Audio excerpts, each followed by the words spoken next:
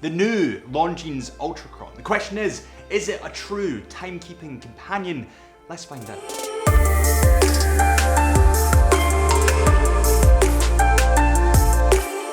Welcome back to Time on the Wrist at Chisholm Hunter. My name is Harrison, as always, and today we have the Longines Ultra-Chron, the new diver from Longines, inspired directly from their 1968 classic. But there's a few major changes. I mean, this has got rid of the 3 o'clock date window, making it more symmetrical. It's water resistant to 300 meters instead of 2, and there's another couple of key details. This is a cool watch. This is a retro watch, and I'm gonna enjoy talking about it. Right, so first things first. That's always a tongue twister for me. First things first is the case diameter comes in at 43 millimeters. Now I know what you're thinking. You're sitting at home and thinking, well, that is far too big for my wrists. Bear with me. I don't think it is. When this is on the wrist, it isn't as compact, or it is more compact than you might think.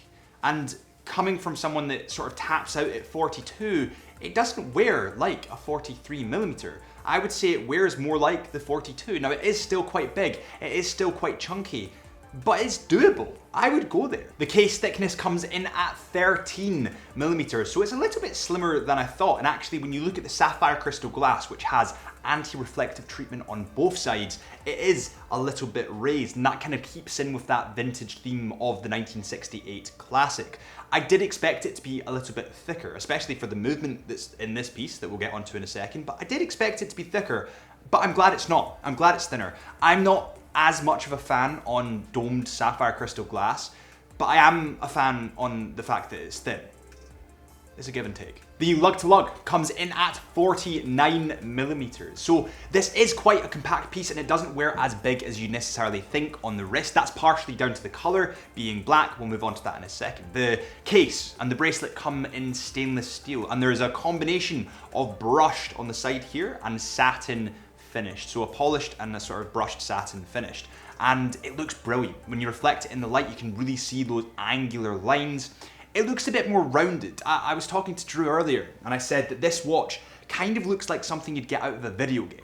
It's sort of vintage and it's inspired, but it has a modern twist to it, which I'm a really big fan of. It looks like you'd find it in Call of Duty. Moving straight onto the bracelet of this model. The bracelet has 7 links. So it has 7 links across, and it has a combination of brushed and polished links. It has 3 central polished links and obviously 4 satin brushed polished links. I'm not going to lie, this bracelet it's a little bit too much for me. I do prefer the NATO strap that they've given us, and it looks so modern and so hipster that I just couldn't resist this NATO strap. Now this comes in the box with this Longines. It comes when you purchase this Longines, so you do get the option of both. Personally, I would put it on the NATO. I just prefer that to the bracelet. The clasp on this model is a deployant clasp, and it has macro adjustments just in here, so you can adjust it directly to your bracelet, or to your wrist rather. But an interesting thing they've done, and I'm not gonna lie, I don't know why they've done this. I mean, it looks good, but functionally wise,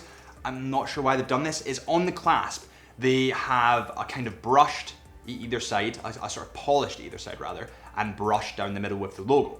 I really like this design, and when you shine it in the light, it looks fantastic. But the thing is, the one thing that's most likely to get scratched when you wear a watch is the clasp. So to put polished metal on a clasp, it's a dangerous game, and you might get it scratched, and I have ADHD, so I can't take my eyes off of scratches. And stylistically wise, it looks great, but functionality wise, I'd stick with that NATO. Moving on from that bracelet and getting straight into the dial detail, and there is some beautiful dial detail on this watch. But before we do, if you enjoy the Chisholm Hunter videos, then please subscribe to the channel. It's only 1 click away from you, and it would really help us out. Drew and I would really appreciate it. Beginning with the crown, and then we'll go into the bezel and the face. The crown is a screw down crown, and it's not too prominent. I actually think they've proportioned this crown a lot better than, for example, the Longines Hydra Conquest. I do think the Longines Hydra Conquest, although aesthetically beautiful and elegant, the crown is a little bit too long for me. Whereas this is a little bit more short, a little bit more stubby, but not any more difficult to turn. It's actually still very, very easy to turn, and I'm a fan of this crown. I think they've really nailed this. Moving straight onto the bezel of this model, it has an 120 click unidirectional bezel. So it makes this noise very satisfying. 120 times, and it only goes one way. It doesn't have a unidirectional or a bidirectional bezel, so it go back the way and forwards. It only has a unidirectional bezel, and this is because it's used for divers when they're wanting to measure how much oxygen are in their tanks. So technically speaking, this is a diving watch, but I would consider it a little bit more dressy. I'm not sure, should we do a comparison video with this and the Longines Hydra Conquest? I was discussing it with Drew, and we're not sure if they're too different or if people would want to know the differences between them, so let me know in the comments. The bezel itself has red indices and white numerals. Now the white numerals are actually made from superluminova, we'll take a look at that later. But a really interesting feature, and I spoke to Drew about this earlier, he got back from holiday today. He was in Ibiza, lucky swine, and I harassed him, and I was saying, look at the bezel, because on the bezel, there's a sapphire crystal glass inlay, and on top of the sapphire crystal glass is the engraved numerals and indices. And this kind of makes a 3D effect, so you can actually see through the bezel and see that the numbers are sitting on top of the bezel. I personally have not seen this in a very, very long time. I've seen it on one other watch, I can't remember what watch it was.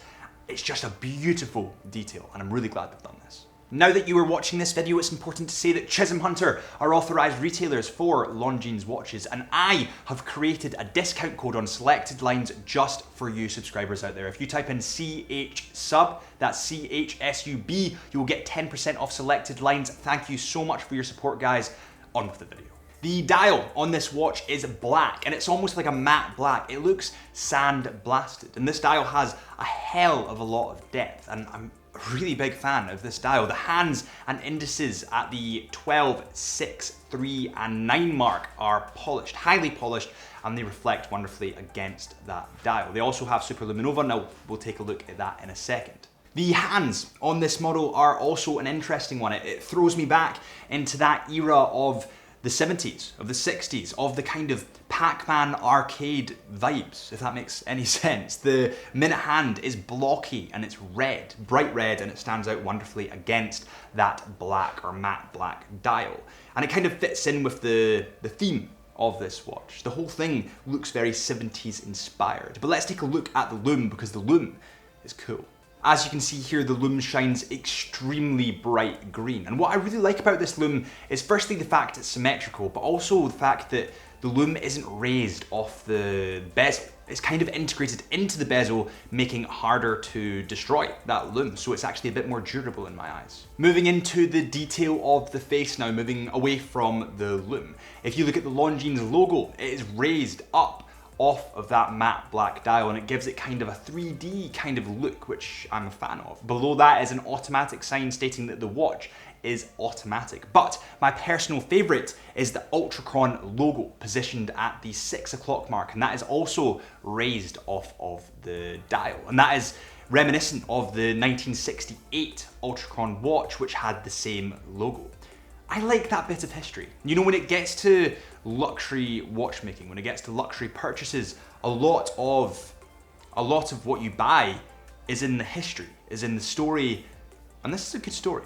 Without further ado, let's get this on the scales and see how much it weighs. So, putting this on the scales at the moment, the new Ultra-Chron comes in at 155 grams. Now remember, that is with the full bracelet and not the NATO strap. It would be considerably lighter with the NATO strap. But when we put my Omega, just for a comparison, my Omega Seamaster 300 meter white dial on the scales, this has the NATO strap, it comes in at 97 grams. So we can assume that approximately 60 grams of the Longines weight comes from its bracelet. It's also slightly bigger, but roughly quite a lot of that weight comes from that metal bracelet. The movement in this watch is the caliber L836.6, an in-house Longines exclusive movement with a silicone balance spring, coming in at 25.6 millimeters in diameter, 5.05 millimeters in thickness, has a power reserve of 52 hours, is automatic winding, and beats at a frequency of 36,000 vibrations per hour. It has 25 joules. The chronometer has ultra chronometer status certification through Time Lab in Geneva.